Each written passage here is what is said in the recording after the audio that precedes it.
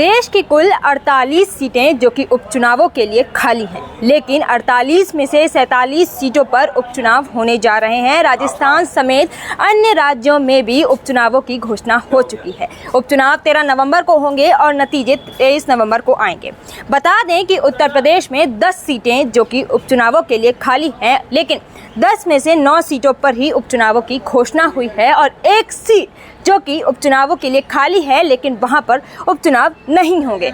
उसके साथ ही उत्तराखंड में केदारनाथ की विधानसभा सीट पर भी उपचुनाव होने जा रहे हैं। राजस्थान में भी 7 सीटों पर उपचुनाव होने जा रहे हैं। उत्तराखंड और राजस्थान, उत्तर प्रदेश समेत कई सीटें हैं जहां की चुनावों का दौर शुरू हो गया है। और उपचुनावों की बात करें तो उपचुनाव 13 नवंबर को होंगे और नतीजे सभी के एक साथ 23 नवंबर को घोषित किए जाएंगे। बात करते हैं उत्तर प्रदेश की 9 सीटों की। उत्तर प्रदेश की 9 सीटें हैं जिन पर जो है उपचुनाव होने जा रहे हैं। मैनपुरी, अयोध्या, अंबेडकर नगर, मुरादाबाद, अलीगढ़, गाजियाबाद, मुजफ्फरनगर, प्रयागराज, मिर्ज़ापुर, कानपुर की सीटों पर उपचुनाव होना तय है। लेकिन अयोध्या की एक ऐसी मिल्कीपुर सीट है जहां पर जो है चुनावों का ऐलान नहीं हुआ है। कहा जा रहा है कि विधानसभा चुनावों में सपा के अवधेश प्रसाद ने वहां पे चुनाव जीते और उस वक्त चुनाव जीतने पर जो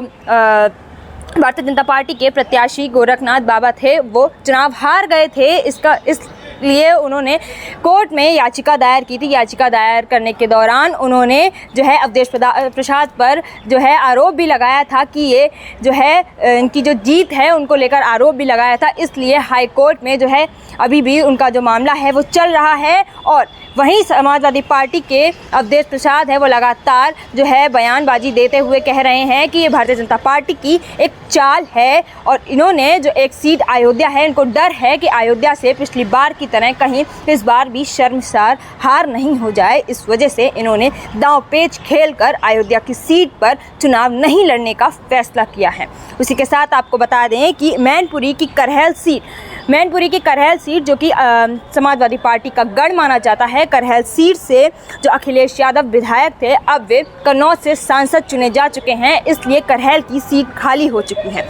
अयोध्या की मिल्कीपुर सीट जिसकी चर्चा अभी जो है सुर्खियों में चल रही है, मिल्कीपुर सीट से अभी भी कोई भी उपचुनाव अंबेडकर नगर के कटेहरी जहां पे लालजी वर्मा विधायक थे और अब अंबेडकर नगर से लालजी वर्मा सांसद चुने जा चुके हैं, जिनकी वजह से ये अंबेडकर नगर के कटेहरी की सीट जो है खाली हो चुकी है। मुरादाबाद के कुंदरकी में जहां पे विधायक जियाउर रहमान वर्क जो कि अब जो है सांसद बन चुके हैं और संभल से सांसद बनने के कारण मुरादाबाद की कुंदर की सीट जो कि खाली हो गई है। अलीगढ़ की खैर सीट की बात करें, खैर विधानसभा सीट पे अनूप वाल्मीकि सांसद थे जो कि अब हाथरस से सांसद बन चुके हैं। गाजियाबाद की बात करें तो गाजियाबाद सदर से अतुल गर्ग विधायक थे और गाजियाबाद से अब अतुल गर्ग सांसद बन चुके हैं, जिनकी सांसद बनने से जो है विधानसभा उपचुनावों के दौरान ये सीट खाली हो गई है। मुजफ्फरनगर में मीरपुर की बात करें, मीरपुर में चंदन चौहान विधायक थे। चंदन चौहान सांसद बिजनौर से सांसद बन चुके हैं, जिनकी वजह से विधानसभा उपचुनावों के लिए जो है मुजफ्फरनगर की भी जो सीट है वो खाली हो चुकी है। प्रयागराज में फूलपुर विधानसभा सीट की बात करें तो प्रवीण पटेल यहाँ से विधायक थे और प्रवीण पटेल फूलपुर से अब सांसद बन चुके हैं। मिर्ज़ापुर में माझवा विधानसभा सीट की बात करें, माझवा विधानसभा सीट में विनोद कुमार बिंद जो कि बधोई से जो अब सांसद बन चुके हैं, सांसद चुने जा चुके हैं। इस वजह से मिर्ज़ापुर की विधानसभा उपचुनाव सीट खाली है। कानपुर की सीसामऊ से जो है विधानसभा सीट सीसामऊ से इरफान सोलंकी 7 साल की जिन्हें जेल हो चुकी है, इस कारण कानपुर की सीसामऊ की उपचुनाव सीट खाली है। लेकिन अभी इस वक्त भारतीय जनता पार्टी ने 9 में से 7 सीटों पर उपचुनावों की घोषणा के दौरान प्रत्याशियों की भी घोषणा कर दी है और वहीं समाजवादी पार्टी 9 में से 9 सीटों पर दांव खेलने का जो है फैसला कर चुकी है। कहीं सीटों पर जो समाजवादी पार्टी है वो कांग्रेस से गठबंधन करके और कहीं जो है भारतीय जनता पार्टी की बात करें तो भारतीय जनता पार्टी आरएलडी से गठबंधन करके चुनावों के